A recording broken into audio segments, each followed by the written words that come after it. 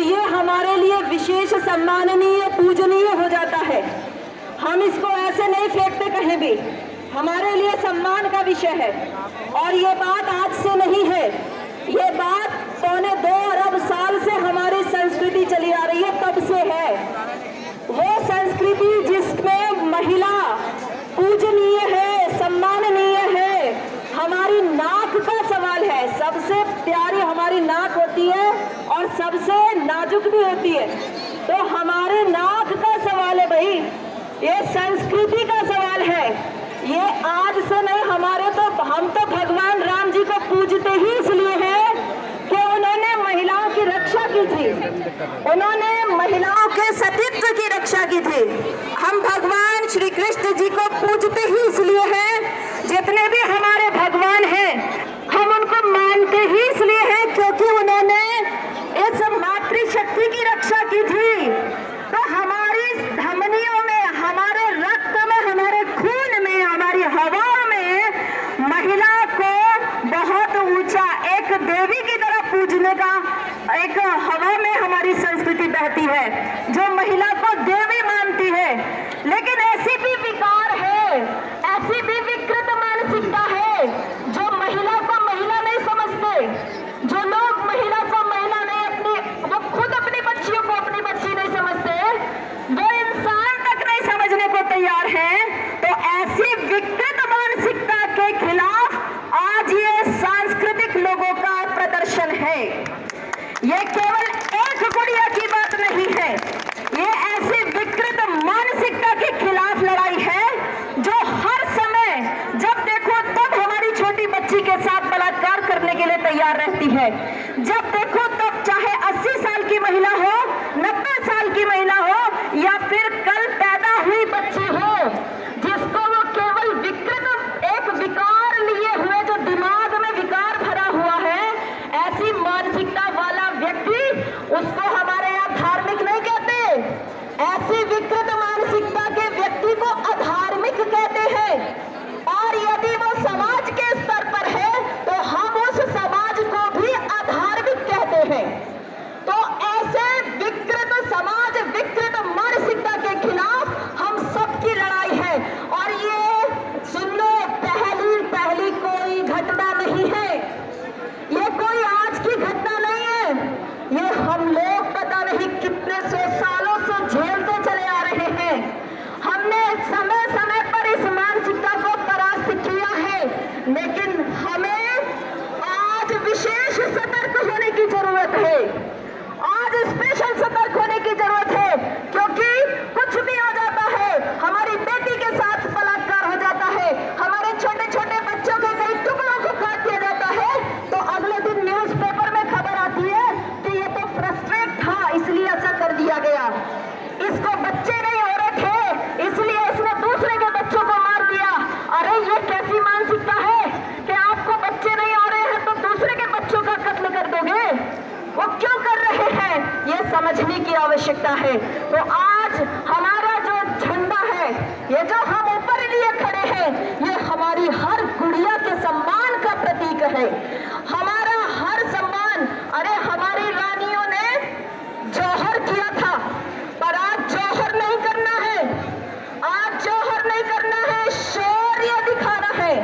वो शौर्य जो कभी लक्ष्मीबाई ने दिखाया था, जो कभी रानी दुर्गावती ने दिखाया था, जो हमारे पास जीजाबाई ने दिखाया था, वो शौर्य दिखाने की आवश्यकता है। और किसी एक व्यक्ति की गुड़िया नहीं है, हम सब की गुड़िया है, हम सब की बच्ची है, हम सबके घरों में बच्चियां हैं, सबके घरों में महिलाएं हैं, सबके घरों में बेटियां हैं। सतर्क रहिए ऐसी मानसिकता वाले लोगों से, मत भेजिए। क्यों संपर्क हम रख रहे हैं, संपर्क मत रखिए। हमें पता है कि कल हमारी बच्ची के साथ में यही किया है। इतिहास है लंबा लंबा इतिहास है, इतिहास की श्रृंखला है। तो उस सब इतिहास को अपने बच्चियों को पढ़ाइए, वो सारा इतिहास जिसमें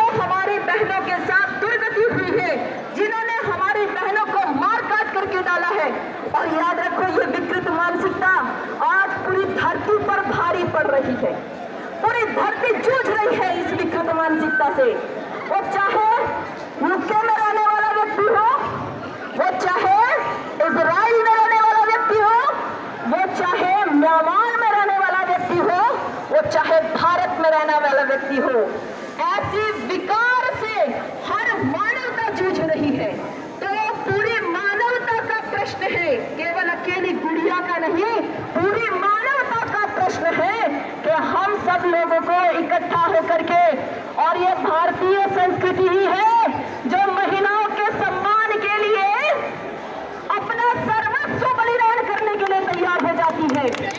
ये वो भारतीय संस्कृति है जिसने हमारी बच्चियों को बचाने के लिए अयोध्या से चल करके 2 भाई चले और लाखों की संख्या में रावण की लंका का दहन कर दिया। एक व्यक्ति नहीं छोड़ा था, एक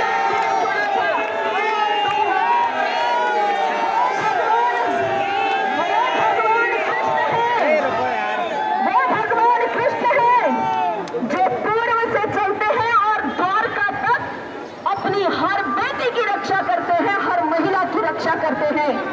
जितने भी मेरे युवा भाई हैं, आप सब अपने गली मोहल्ले का एक भाई का थोड़ा उसको जागरूक करने का हिसाब कीजिए।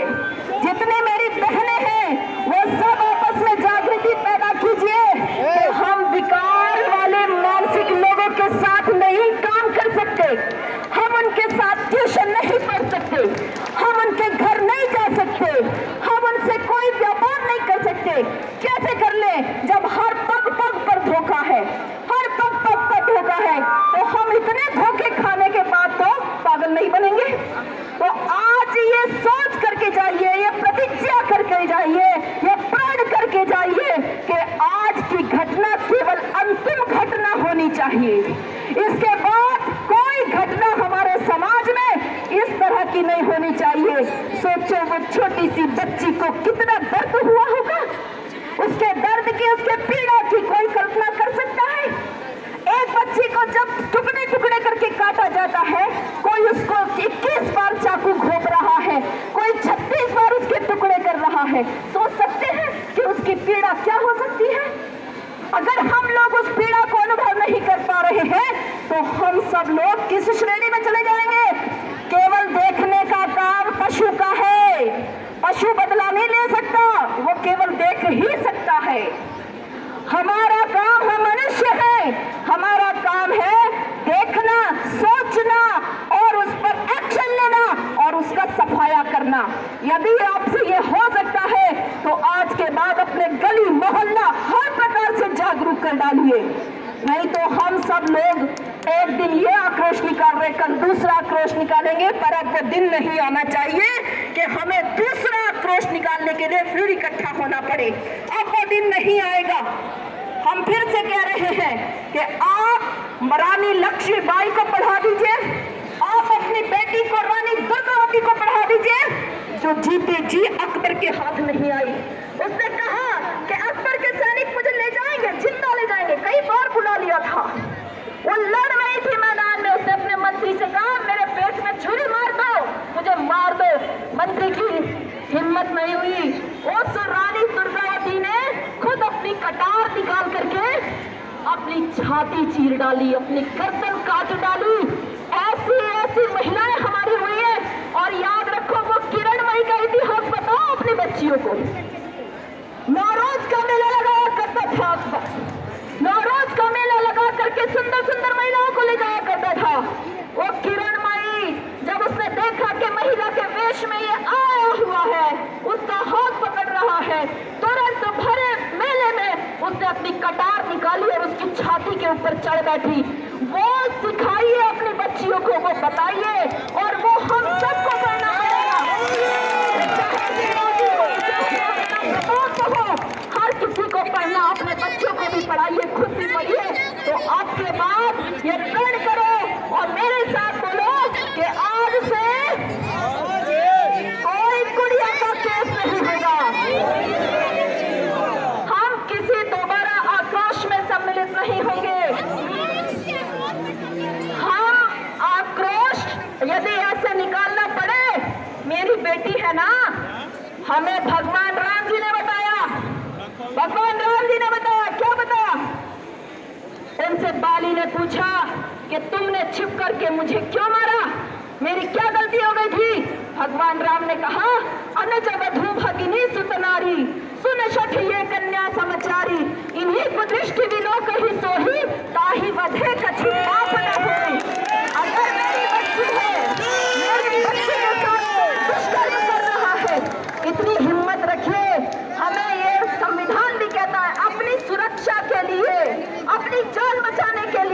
अपनी बच्ची की रक्षा के लिए अगर हमें उस आतताई की जान भी लेनी पड़ती है तो हमें लेनी होगी। तो ये भाव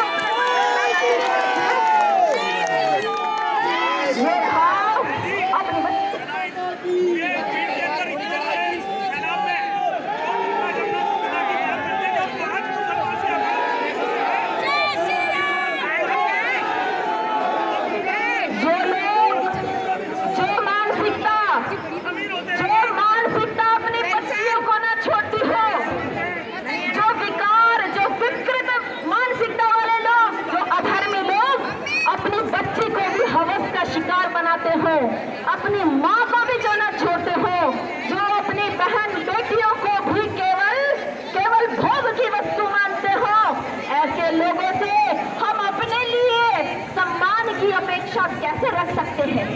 और ये बात बताइए अपनी बच्ची को, यदि उसके मन में कहीं ये आ रहा हो कि सब एक जैसे होते हैं, सब एक जैसे होते हैं, तो वो कहती है, बहुत सारी बच्चियों को जब समझाते हैं, बोलती है बहन जी जिसके साथ मेरा संपर्क है वो ऐसा नहीं है।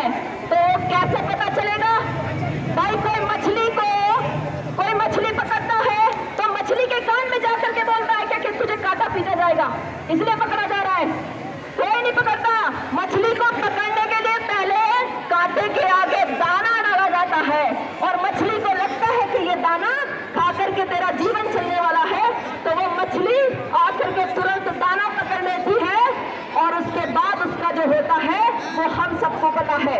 इसी प्रकार से हमारी हर एक बच्ची को मछली की तरह दाना डाल करके पकड़ने की कोशिश हो रही है। अपनी बच्चियों को सावधान कीजिए, अपनी नारियों को, अपनी बेटियों को सावधान कीजिए। तुम हो न सिर्फ अपने ही श्रृंगार के लिए, तुम हो न सिर्फ अपने ही श्रृंगार के लिए, राहत बनो तुम इस दुखी संसार के लिए, राहत बनो तुम इस दुखी संसार के लिए।